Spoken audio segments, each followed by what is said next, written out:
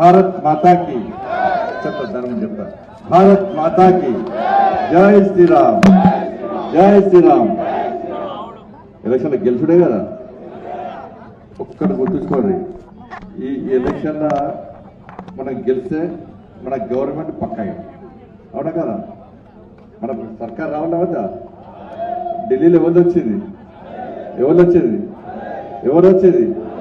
ఎవరిది? ఇప్పుడు ఇక్కడ ఎవరు కావాలి? ఢిల్లీలో కాంగ్రెస్ వాళ్ళకి ఏం మిగిలింది? మిగిలింది. ఢిల్లీలో కాంగ్రెస్ వాళ్ళకి మిగిలింది. ఢిల్లీలో ప్రజలు కాంగ్రెస్ వాళ్ళకి ఇచ్చింది ఏంటిది? గాడి గుడ్డు. లాస్ట్ మిగిలింది కదా, ఒకటి మిగులుతుంది వాళ్ళకి.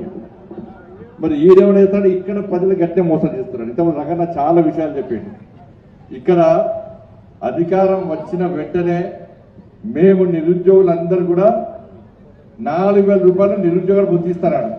ఇచ్చిండా? ఇంతవరకు ఎంత ఇవ్వాలంటే 14 నెలల వీళ్ళు వచ్చి ఒక్కొక్కరికి 56,000 రూపాయలు ఇవ్వాలి. కానీ ఏమి ఇచ్చింది మనకు? గాడి గుర్తించింది. అవునా కదా? ఇవాళ పిఆర్సీ ఇస్తున్నారు. ఎవరికి? 22 నెలల నుంచి పిఆర్ కోసం ఎదురు చూస్తారు. పిఆర్సీ ఇస్తామన్నారు. పిఆర్సీ కమిటీ నివేదిక లేదు, పిఆర్సీ కమిటీ సమావేశం లేదు. 20 నెలల నుంచి ఎదురు చూస్తున్నారు. పిఆర్సీ ఇస్తున్నారు. ఇచ్చిండ్రా? ఏమిచ్చిర్రు? 4 టీఏలు ఇస్తారు, 5 టీఏలు ఇస్తారు. ఇక చూడు, అవదుడు, నన్ను చూడు, నా అంత చూడడం ఇస్తా అని చెప్పి లాస్ట్ కు టీఏలు ఏమిచ్చిర్రు? గాడి గుడ్డిచ్చిర్రు. ఇవాళ రైతులకు గాడి గుడ్డ ఇచ్చిర్రు కదా. 18 సంవత్సరాలు దాటితే ఒక్కొక్క తల్లికి, ఒక్కొక్క చెల్లెకి, ఒక్కొక్క తమ్ముడికి ఏమిస్తున్నారు? స్కూటీలు ఇస్తారు. చెల్లెలకు స్కూటీలు ఇస్తున్నారు. ఇచ్చిర్రా? ఏమిచ్చిర్రు? 2,500 రూపాయలు పెన్షన్ ఇస్తారు. ఇచ్చిర్రా? ఏమిచ్చిర్రు? 4,000 రూపాయలు ఆసరా పెన్షన్ ఇస్తారు. ఇచ్చిర్రా? ఏమిచ్చిర్రు? గాడి గుడ్డు ఇచ్చారు. రైతులకు 15 రూపాయలు భరోసా ఇస్తారు. ఇచ్చిర్రా? అందరికి ఏమిచ్చిర్రు?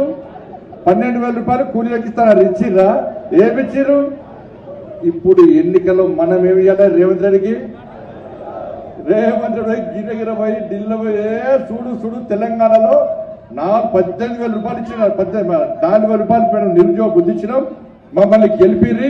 ఇక్కడ యువకులకు ఢిల్లీలో 8,500 రూపాయలతో ఇవ్వండి. మమ్మల్ని ఈయన గాడే మీకు గీడికొచ్చాయి మిక్తారని చెప్పి మేము పోయి మా తెలంగాణలోకి ఇట్లా మోసం చేసి గాడి గుడ్డు చూపెట్టాడు. మీకు కూడా గాడి గుడ్డిస్తా తీసుకుపోయి రేవంత్ రెడ్డి గీడంటే ఇలా ఢిల్లీలో ప్రజలందరూ కూడా గాడి గుడ్డిచ్చి ఏ విధంగా గుణపాఠం చెప్పిన ఒక్కసారి ఇక అన్ని కథమన్నా. ఇంతకుముందు రకంగా చెప్పినట్టు కేసీఆర్ అంటే ఐలాండ్ లేక్, రేవంత్ రెడ్డి అంటే ఇంకా గదే లేక్. ఇంకా రేవంత్ రెడ్డి మహారాష్ట్ర వేడు, ఇవే అబద్ధాలు చెప్పాడు. పార్టీ కొలాప్స్ అయిపోయినాడు. హర్యానా వేడు, ఇక చూడు నేను తెలంగాణలో ఇది చేస్తా అది చేస్తా, ఇది వికినాడు. హర్యానాలో ఏమైంది కదా మద్రాస్. ఇలా ఢిల్లీ వేడు, 3 సార్లు వేడు, 3 సార్లు 3 మీటింగ్లు పెట్టిండు. ఇలా నేను తెలంగాణలో ఇది ఓడిచినా అది ఓడిచినాడు. ఇలా మద్రాస్ ఏడవైనా కేసీఆర్, ఏడవైనా రేవంత్ రెడ్డి, ఏడికైనా ఆ పార్టీలు మొత్తం గెల్లం చేస్తున్నాయి. ఇలా మొత్తం ఏడవైనా మోడీ అని చెప్పి ఈ దేశ ప్రజలందరూ విశ్వసిస్తున్న నమ్మకంతో ఉన్నారు. కాబట్టి మన దేశవ్యాప్తంగా భారతీయ జనతా పార్టీ ఇలా వాతావరణం వస్తుందన్న. అందుకే ఇక్కడ ఎమ్మెల్సీ ఎన్నికల్లో 2 అభ్యర్థులు టీచర్స్ ఎమ్మెల్సీ నుంచి కొమరయ్య గారు, ఇక్కడ అంజనరెడ్డి గారు గ్రాడ్యుయేట్స్ ఎమ్మెల్సీ నుంచి.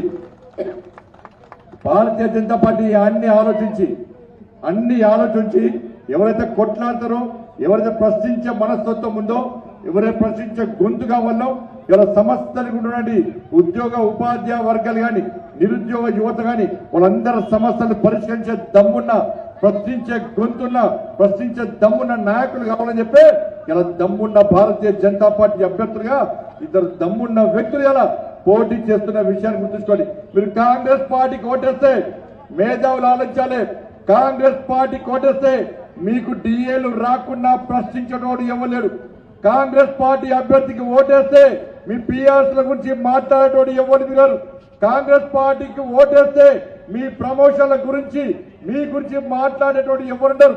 ఇలా కాంగ్రెస్ పార్టీకి యువకులు ఓటేస్తే మీ నిరుద్యోగం గురించి మాట్లాడే ప్రయత్నం ఎవరు చేయరు. అరే 2 లక్షల ఉద్యోగాలు సంవత్సరం లోపలి ఇస్తాను. 20,000 ఉద్యోగాలకు నోటిఫికేషన్ ఇచ్చి 50,000 మందికి ఉద్యోగాలు ఇస్తామంటారు. అరే నా నరేంద్ర మోడీ సంవత్సరం లోపల 10 లక్షల మందికి ఉద్యోగాలు ఇస్తా అని చెప్పి సంవత్సరం లోపల 9,25,000 మందికి ప్రధానమంత్రి మన రోజ్గార్ మేళా పేరు మీద ఇలా ఉద్యోగుల ఘనత నరేంద్ర మోడీ గారు. ఇలా కనీసం ఫీజు రియంబర్స్మెంట్ లేకపోవడం వలన ఇలా ప్రైవేట్ ఉపాధ్యాయ సంస్థలు, ప్రైవేట్ విద్యా సంస్థల యాజమాన్యం అంతా కూడా ఇలా ఇబ్బంది పడే పరిస్థితి. పిల్లలకు హార్ట్గా కూడా పిల్లలు ఇబ్బంది పడుతున్నారు. అందుకే ప్రైవేట్ యాజమాన్యాలు దొరుకుతున్నాయి, ఎక్కడ పోయినా గిరిగెలుతున్నారు. ఈ కాంగ్రెస్ పార్టీ గుణపాఠం చెప్తేనే, శాసన మండలిలో బీజేపీ ప్రశ్నిస్తేనే మాకు ఇలా ఫీజు రియంబర్స్మెంట్ వస్తుంది తప్ప లేకుంటే రాదు అని చెప్పి అలా వాళ్ళు కూడా తిరిగే ప్రయత్నం చేస్తున్నారు. మన రైతులు, ఓటు హక్కు లేని రైతులు కూడా ఇలా ఎట్టి బస్సులో బీజేపీకి గెలవాలనుకుంటారు.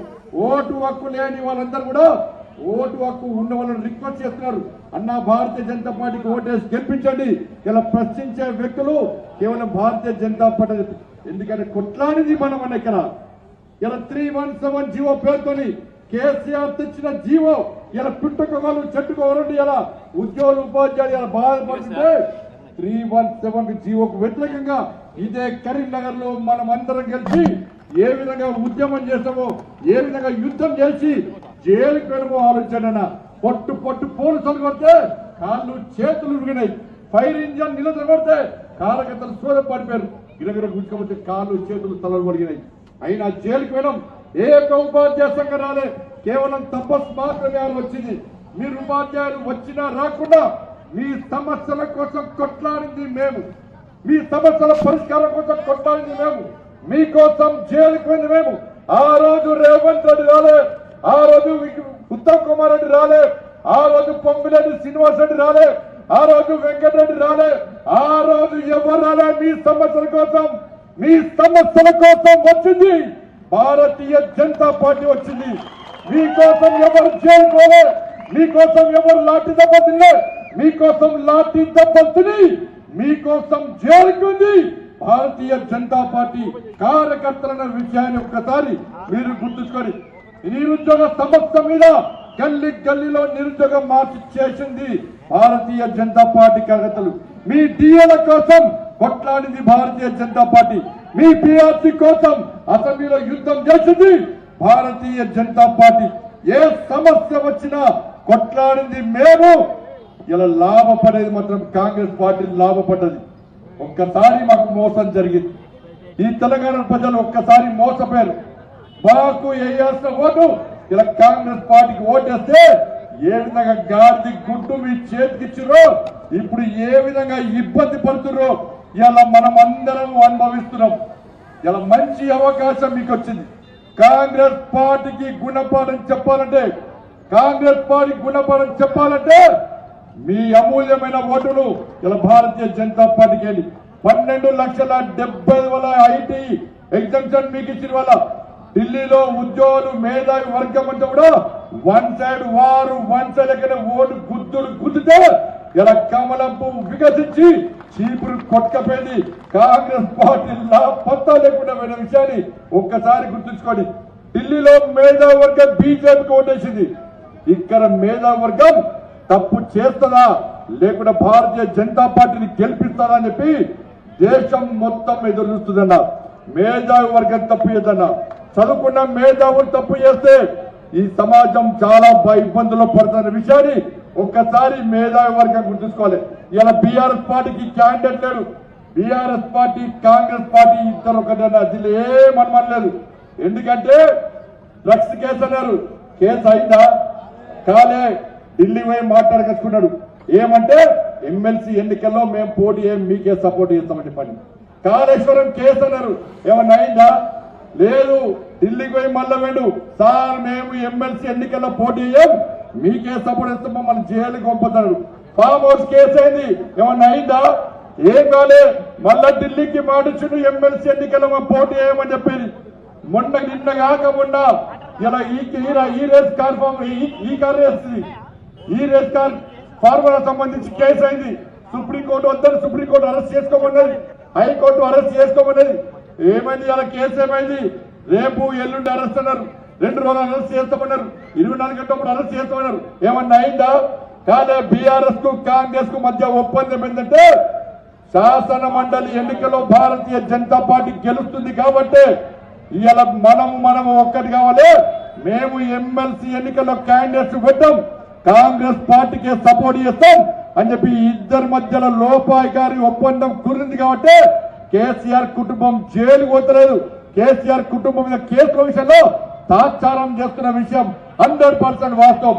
అందుకే దాని నుంచి దృష్టి మళ్లించడానికే ఇలా కుళ్ళ గణనను తీసుకొచ్చి ఇవాళ హిందువులను ఏ విధంగా ఇబ్బంది పడుతున్నారో ఒక్కసారి చాలి. ఎట్లా పెడతారన్నా ఇలా బీసీ జాతిని ఈ కాంగ్రెస్ పార్టీ అవమానిస్తుంది. ఇలా తుర్కోలను తీసుకొచ్చి ఇలా బీసీలుగా గుర్తిస్తే బీసీ సమాజం నడవాలని ఒక్కసారి బీసీ సమాజం ఆలోచించాలి. ఈ తెలంగాణ రాష్ట్రంలో హిందువులు ఆలోచించాలి. అరే హైదరాబాద్ లో వైఎస్ రాజశేఖర రెడ్డి కాంగ్రెస్ ముఖ్యమంత్రిగా ఉన్నప్పుడు 4% రిజర్వేషన్లు ఇచ్చి వాళ్ళని బీసీలుగా గుర్తిస్తే ఈ రోజు హైదరాబాద్ లో హిందువులైన బీసీలు గెలవాల్సిన స్థానాల్లో ఒక్క హిందువు గెలవలేదన్నా, ఒక్క హిందువు గెలవలేదన్నా. ఇలా వాళ్ళకు 10% రిజర్వేషన్ ఇచ్చి వాళ్ళను బీసీలుగా గుర్తిస్తే ఇలా ఏ గల్లీలో గాని, ఏ గ్రామాల్లో గాని, ఏ పట్టణాలు గాని ఏ ఒక్క బీసీ హిందూ ఎన్నికల గెలవలేరు.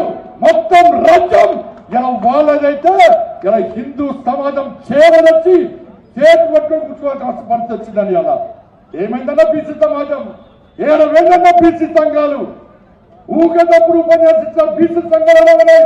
బీసీలను ఉద్ధరిస్తామన్న వ్యక్తులు ఎవరు? కులాల మీద పాపులేషన్ తగ్గించింది వాళ్ళ. ఇలా ముస్లింలు బీసీగా గుర్తిస్తే ఇలా ఊరుకునే ప్రసక్తి లేదు. ఇలా మా వాళ్ళిద్దరు గెలిపాడు, మా వాళ్ళు ముగ్గురు గెలిపాడు. ఇంకో 7,400 అన్న నలుగురు శాసన మండలిని ఈ నలుగురు సభ్యులు కలిసి దత్తరిల్ల విధంగా ఈ ప్రభుత్వాన్ని మెడల్ వంచం ముస్లింలను బీసీగా గుర్తించొద్దని చెప్పి గుణపాఠం చెప్పే విధంగా ఇలా మనం ప్రయత్నం చేస్తాం. ఇలా మేధావి వర్గం ఆలోచించాలి. ఇలా బీసీ కులాలకు అన్ని అగ్రవర్ణ కులాలు కూడా మధ్య చెప్తున్నాయి. అరే ముస్లింలను బీసీలుగా గుర్తించడం అయింది, ఇదెక్కడి అన్యాయం? బీసీలకు ఇంత ఘోరమైన అన్యాయం జరిగితే ఎట్లా భరించామని చెప్పి అగ్రవర్ణాల్లో కులాలు కూడా ఇలా బీసీ కులాలకు మద్దతు తెలుపుతున్న విషయాన్ని ఇలా రేవంత్ రెడ్డి సర్కార్ గుర్తుంచుకోవాలి. గుణపాఠం చెప్పండి, మీ ఓటు ద్వారా గుణపాఠం చెప్పండి. మేము ఎట్టి బస్సులో ముస్లింలను బీసీలుగా గుర్తించాం. మా సమస్యల పరిష్కారం కోసం మాకు ఏకైక జెండా భారతీయ జనతా పార్టీ అన్న విషయాన్ని ఇలా మేధావి వర్గం అనుకోవాలి. ఎక్కడైనా బీసీ అన్న ఎన్నికల కమిషన్ మొన్న ప్రకటించిన ఓటర్ లిస్ట్ లో ఓటర్ల సంఖ్య ఎంత అంటే 3,30,00,000. 3,30,00,000 ఓటర్లుంటే రాష్ట్ర ప్రభుత్వం జనాభా ఎంత చెప్తుందంటే 3,70,00,000 చెప్తుంది. ఇలా మేధావి వర్గం చెప్తున్నారు, నిపుణులు చెప్తున్నారు రాష్ట్ర జనాభా 4,30,00,000 వరకు ఉండాలి. కానీ రాష్ట్ర ప్రభుత్వం ఓటర్లకు 3,30,00,000 ఉంటారట, జనాభా మాత్రం 3,70,00,000 మాత్రమే ఉంటారట. మరి మిగతా 60 లక్షలు ఏదైనా చచ్చిపోయారా? వాళ్ళేవాడా 40 లక్షల మంది ఎక్కడి నుంచి జనగణన? కేవలం స్వలాభం కోసం, స్వార్థం కోసం, వాళ్ళ ప్రభుత్వం నడపడం కోసం, ఒకరి పొట్ట కొట్టడం కోసం ఈ రోజు కేసీఆర్ సర్వేలో బీసీ జనాభా ఏంటంటే 51% కేసీఆర్ జనాభాలో, ముస్లింలు కల్పకుండానే 51% కేసీఆర్ సర్వేలో వస్తుంది. ఇలా రేవంత్ రెడ్డి సర్వేలో మాత్రం బీసీ జనాభా పెరిగాల 46% తగ్గి 46% వచ్చింది. ముస్లింలను కలిపి ఇలా 56% అంటున్నారు. ఎక్కడి అన్యాయమో ఒక్కసారి వచ్చాడు. ఎవరిని పెంచుకున్నా ఇబ్బందులు, కానీ ఇంకొకరు పొట్టకుంటాడని ఏ సమాజం గుర్తించారో విషయాన్ని గుర్తించాలి. మనం ఆలోచించాల్సి ఇంత ఘోరమైన అన్యాయం జరుగుతుంటే ఇలా ఎట్లా భరిద్దామో ఒక్కసారి వచ్చాడు. కాబట్టి మేధావి వర్గం అంతా దయచేసి ఆలోచించండి. మీకోసం ఉద్యమించే పార్టీ ఎవరు? మీకోసం కొట్లాడిన పార్టీ ఎవరు? మీకోసం చేరుకున్న పార్టీ ఎవరు? మీకోసం హరిజనులు శ్రమించే పార్టీ ఎవరు? ఒక్కసారి ఆలోచించండి. నరేంద్ర మోడీ గారి ప్రభుత్వం అందరి గురించి ఆలోచిస్తుంది కాబట్టి మీకు ఐటీ ఎగ్జామ్షన్ ఇచ్చిన విషయాన్ని ఒక్కసారి మేధావర్గం గుర్తుంచుకోవాలి. కాబట్టి ప్రశ్నించే వ్యక్తులు కావాలంటే ఇలా భారతీయ జనతా పార్టీ అభ్యర్థులుగా పోటీ చేస్తున్నా మా అంజిరెడ్డి గాని, మా కొమరే గాని, అక్కడ సరోత్తర్ రెడ్డి గాని మొదటి ప్రాధాన్యత ఓటు వేసి గెలిపించాల్సిందిగా మీ అందరికీ విజ్ఞప్తి చేస్తూ ఇంత పెద్ద ఎత్తున తరలివచ్చిన కార్యకర్తలందరూ కూడా హృదయపూర్వక ధన్యవాదాలు తెలియజేస్తూ ఈ గెలుపు మందరు కరీంనగర్ నియోజకవర్గ కరీంనగర్ ఉమ్మడి జిల్లాలో అత్యధిక ఓట్లున్నాయి. దయచేసి కరీంనగర్ నీతి నిజానికి పెట్టిన గడ్డ. ఇలా కార్యకర్తలందరూ కష్టపడి మమ్మల్ని గెలిపించడం అందరూ గెలిపించారు. ఇక్కడ ఇద్దరిని గెలిపించాల్సిన బాధ్యత మనందరి మీద. మేధావులందరూ కూడా ఓటేయడానికి సిద్ధం ఉన్నారు. మనం పోయి ఓటు రిక్వెస్ట్ చేద్దాం, వాళ్ళతో ఓటు ఎంచుకునే ప్రయత్నం చేద్దాం. డబ్బుల ద్వారా గెలవాలని చెప్పి కాంగ్రెస్ పార్టీ ఇస్తున్నది. అధికార మతంతో గెలవాలని కాంగ్రెస్ పార్టీ ఇస్తున్నది. కానీ ఓటర్లను కలిసి వాళ్ళని ఒప్పించి మెప్పించి ఓట్లు పొందాలని చెప్పి మనం చూస్తున్నాం. కాబట్టి అన్ని విషయాలు ఆలోచించి ఇలా నీతి నిజానికి నిబద్ధతకు పట్టం కట్టాల్సిందిగా ఓటర్ మహానుభావులందరికీ విజ్ఞప్తి చేస్తూ ముగిస్తున్నాడు. భారత్ మాతాకి జై శ్రీరామ్. అక్కడ ఉన్న వాళ్ళందరికీ పోవాలి. అలా ర్యాలీ ఎక్కడాకన్నా గంటలు అర్ధగంటలు అయిపోతుంది. ఎవరైనా ఒరిజినల్ అయితే అక్కడ వెళ్ళిపోవాలి. అందరూ ఒడ్డు కలుగుతారు కదా. సో ర్యాలీ తొందరసారి వాళ్ళ డీజే తొందరసారి వాళ్ళ ర్యాలీ. భారత్ మాతాకి ఎవరైనా అబ్జర్వ్ చేస్తుంది. నిజంగా కరీంనగర్ వాళ్ళు ఉంటారా పోతారా అని అబ్జర్వ్ చేస్తున్నారు. అక్క ఉంటారే అన్నారు. చలో రండి, చలో.